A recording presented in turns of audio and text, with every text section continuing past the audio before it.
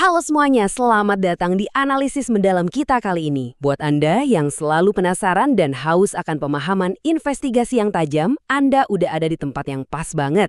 Hari ini kita bakal ngebongkar habis-habisan sebuah dunia yang penuh dengan intrik, kerahasiaan, dan tentu aja investigasi tingkat tinggi. Kita bakal sama-sama mendekodekan dunia canggih dari akuntansi forensik dan ngelihat langsung gimana para ahli menggunakan jejak angka untuk menjatuhkan para pelaku kejahatan kelas kakap di dunia. Yuk kita mulai!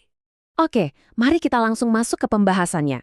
Coba deh, bayangin sebentar kita mundur ke era 1980-an.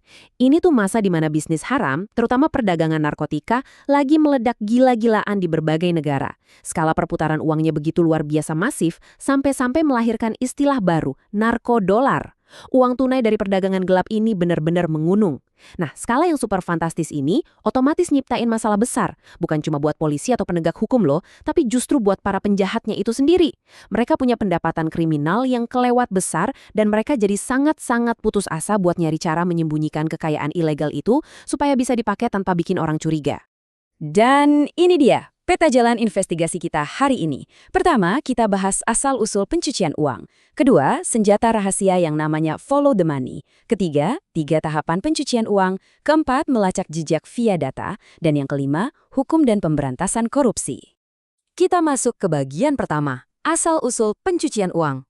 Kalau kita tarik garis waktunya nih, praktik ini tuh sebenarnya udah mulai dikembangin sama sindikat-sindikat kriminal sejak tahun 1920-an. Tapi baru di era 1980-an tadi, pas era narkodolar meledak, masalah ini benar-benar berubah jadi krisis global yang udah nggak bisa dibiarin. Fenomena uang haram yang menggunung inilah yang akhirnya memantik lahirnya istilah pencucian uang atau money laundering. Nah, istilah ini baru resmi dipakai di Amerika Serikat tuh pada tahun 1986.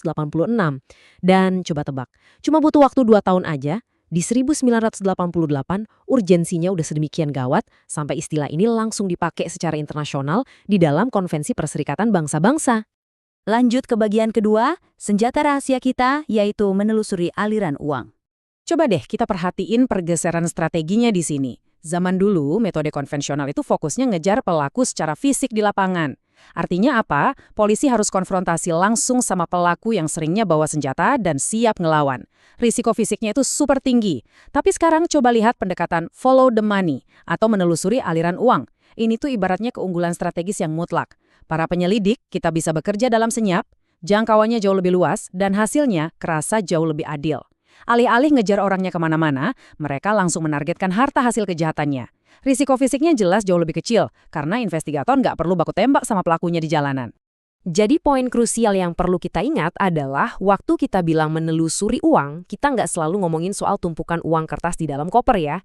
Dalam setiap aksi kejahatan atau fraud, si pelaku pasti selalu berusaha menyembunyikan jejaknya. Itu aksiomanya, fraud is hidden, kejahatan itu disembunyikan. Nah, bentuk uang ini tuh sangat cair. Currency of crime atau mata uang kejahatan itu bisa ngambil bentuk yang sangat abstrak.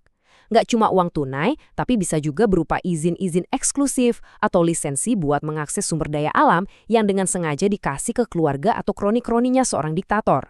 Investigator modern benar-benar dituntut buat bisa ngelacak medium-medium abstrak yang nggak kelihatan ini. Kita masuk ke bagian ketiga sekarang.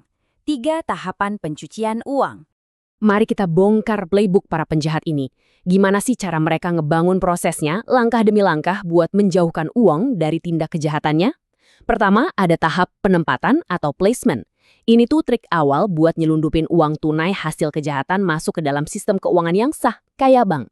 Begitu uangnya udah berhasil masuk, kita lanjut ke tahap kedua, pelapisan atau layering.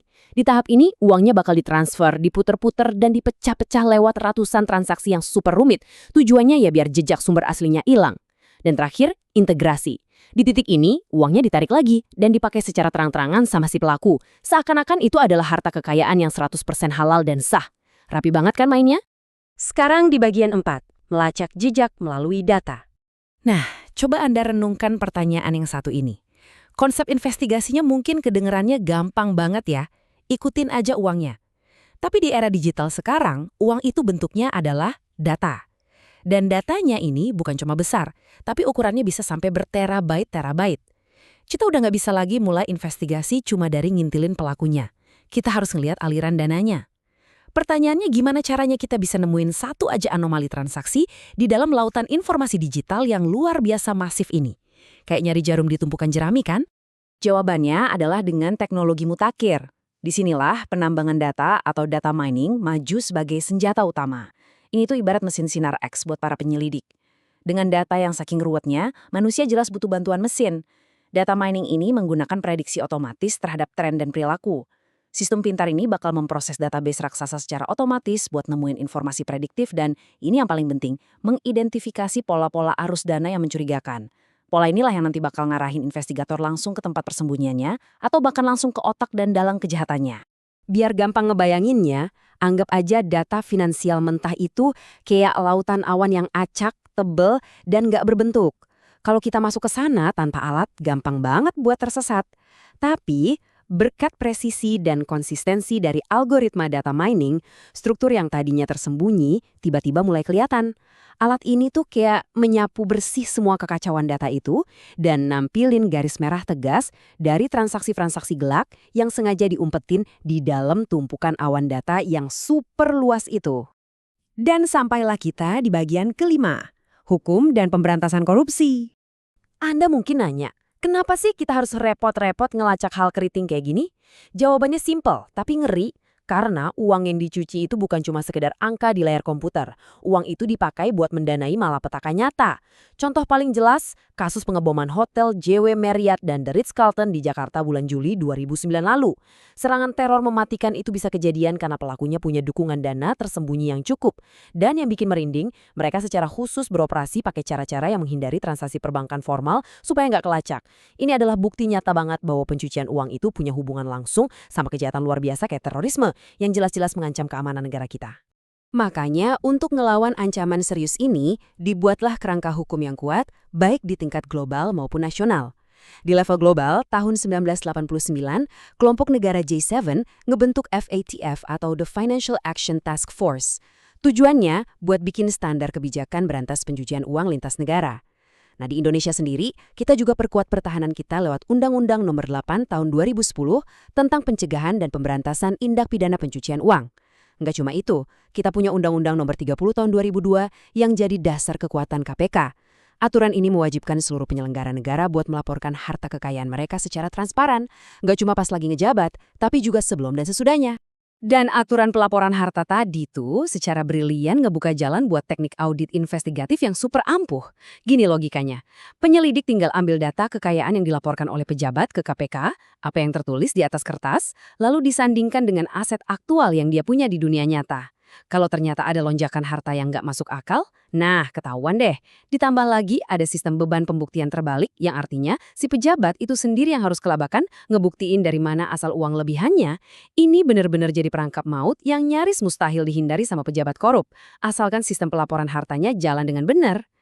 Pada ujung-ujungnya, seluruh sistem akuntansi forensik yang ribet ini dan semua aksi penelusuran aset tadi bermuara pada satu tujuan akhir yang sangat-sangat pragmatis, memiskinkan penjahat.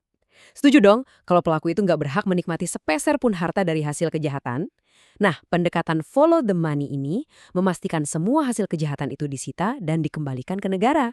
Bayangin, saat aset-aset ini disita paksa, motivasi utama seseorang buat ngelakuin kejahatan finansial, yaitu pengen kaya raya, langsung hancur berkeping-keping. Ini benar-benar kemenangan psikologis sekaligus praktis yang paling telak buat penegak hukum. Kita udah sama-sama ngeliat ya betapa canggihnya metode investigasi hari ini. Dari mulai ngebongkar laporan kekayaan sampai pakai algoritma data mining berukuran terabyte. Penegak hukum kita sekarang punya keunggulan luar biasa buat bekerja dalam senyap. Tapi yang namanya kejahatan itu kan nggak pernah tidur ya. Evolusinya jalan terus. Jadi ini pertanyaan besar buat Anda renungkan. Seiring dengan algoritma pelacakan kita yang makin pintar dan tanpa ampun ini, kira-kira medium baru apa lagi ya yang bakal diciptakan sama para penjahat di masa depan buat nyembunyiin jejak uang haram mereka? Terima kasih udah ngikutin analisis mendalam kita kali ini. Tetaplah kritis, perhatikan setiap datanya, dan sampai jumpa di analisis berikutnya.